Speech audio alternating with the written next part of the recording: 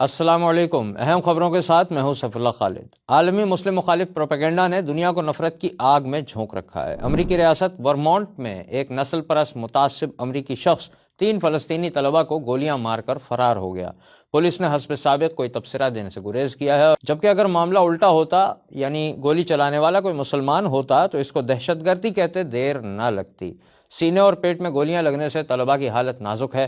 مقامی افراد کا کہنا ہے کہ فلسطینی رومال گلے میں ڈالنے اور آپس میں عربی میں گفتگو کرتے دیکھ کر یہ حملہ کیا گیا۔ امریکہ کی دونوں بڑی سیاسی جماعتوں کے اراکین اسرائیل کی حمایت میں ہیں اور اسرائیلی حمایت کے لیے رائے عامہ ہموار کر رہے ہیں، جو امریکہ میں مسلمانوں کے خلاف نفرت اور تعصب کی آگ کو مسلسل بھڑکا رہا ہے۔ امریکہ میں اجتماعی قتل عام کے دہشت گردانہ واقعات کا تسلسل جاری ہے۔ 25 اکتوبر کو ریاست مین کے شہر لیوسٹن میں بولنگ ایلی کے باہر رابرٹ نامی امریکی آرمی ریزرو نے 18 افراد کو فائرنگ کر کے قتل کر دیا۔ گزشتہ روز نارتھ کیرولینا میں ہونے والے اجتماعی قتل و غارت کے واقعے نے نہ صرف نومبر کے 26 دنوں میں یہ تعداد 38 تک پہنچا دی ہے۔ اجتماعی قتل، جسے ماس شوٹنگ کا نام دیا جاتا ہے، اس عمل کو یوں بیان کیا جاتا ہے کہ آتشی اسلحے سے عام شہریوں پر ایسا حملہ کرنا جس میں کم از کم 3 سے زیادہ افراد متاثر ہوں۔ 26 نومبر تک امریکہ میں ایسے 558 فائرنگ کے واقعات ہو چکے ہیں، جس میں 673 افراد ہلاک اور 2197 افراد زخمی ہوئے ہیں۔ اتوار کی صبح سڑک کنارے اپنے خیموں میں مقیم 4 افراد کو گولیاں مار کر قتل کر دیا گیا۔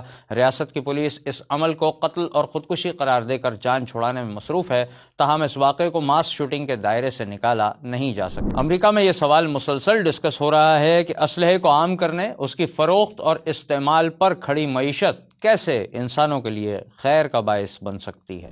غزہ میں 4 روزہ جنگ بندی کے دوران اسرائیلی قید سے رہائی پانے والے فلسطینی مسلمان اپنے پیاروں تک پہنچنا شروع ہو گئے ہیں۔ برسوں بعد مسلمانوں کی اپنے گھروں کو واپسی اور ان کے اہل خانہ کی خوشی اور ان کے تشکر کے جذبات دیکھ کر انسان نہال ہو جاتا ہے۔ دنیا بھر سے عزیمت اور استقامت پر انہیں مبارکباد کے پیغامات بھیجے جا رہے ہیں۔ سوشل میڈیا پر وائرل ویڈیوز میں رہائی پانے والے مسلمانوں کے جذبات و احساسات دیکھنے سے تعلق رکھتے ہیں۔ جھوٹے الزامات میں اسرائیلی قید کا شکار فلسطینی مسلمانوں نے دنیا بھر کے خاموش مسلمانوں کی غیرت ایمانی کو جھنجھوڑ کے رکھ دیا ہے۔ رہائی پانے والوں اور ان کے اہل خانہ نے حماس کے ساتھ اپنے اظہار یکجہتی اور تعلق کو مزید مضبوط کرتے ہوئے حریت کے سفر میں شانہ بشانہ چلنے کے عزم کا اظہار بھی کیا ہے۔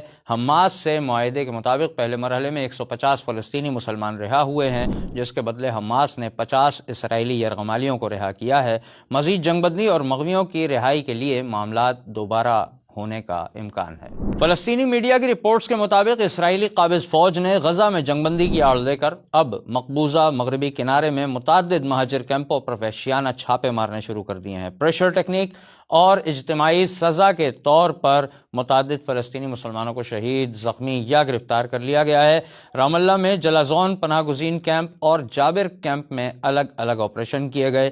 فلسطینی نشریاتی ادارے کے مطابق فلسطینیوں کی جانب سے ان اچانک وحشیانہ حملوں پر رد عمل کا بھی اشارہ ملا ہے۔ اسرائیلی فوج نے تشدد کے بعد براہ راست گولیاں چلانے کے ساتھ ساتھ شدید دھماکے اور روشنی کا بلاسٹ کرنے والے سٹن گرینیڈز اور آنسو گیس کا بے دریغ استعمال کیا۔ مان نیوز ایجنسی نے عین شاہدین کے حوالے سے بتایا کہ اسرائیلی قابض فوج نے گولیوں اور آنسو گیس کے حملے کے دوران حارس نامی گاؤں پر بھی چھاپا مارا، جس کے نتیجے میں علاقے میں فلسطینی نوجوانوں کے ساتھ جھڑپیں شروع ہو گئیں۔ اتوار کی صبح جنین اور نابلس پر قابض فوج کی جارحیت کے دوران 8 فلسطینیوں کی شہادت اور متعدد کے زخمی ہونے کی اطلاعات بھی ہیں۔ مزید اپڈیٹس کے ساتھ پھر حاضر ہوں گے۔ اللہ حافظ۔